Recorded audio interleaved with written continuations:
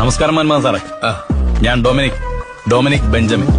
മനസ്സിലായി, നിങ്ങൾ വന്നിട്ട് ഇറങ്ങാൻ നിൽക്കുകയായിരുന്നു. ഇവനാരാ? പരാതിക്കാരനാണോ പ്രതിയാണോ? രണ്ടുമല്ല, ഞങ്ങളുടെയൊക്കെ സുഹൃത്താ, കുരിയാച്ചൻ.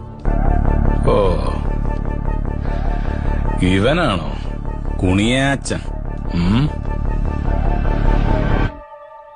അപ്പന് സുഖമാണോ ബെഞ്ചമിൻ സാറിന്? ഓ, പെരുത്ത് സുഖം. എനിക്കിങ്ങോട്ടാണ് ട്രാൻസ്ഫർ എന്ന് അറിഞ്ഞപ്പോ സുഖം കൂടി, സന്തോഷായി. എന്നാ വരട്ടെ മൻമോഹൻ സാറേ.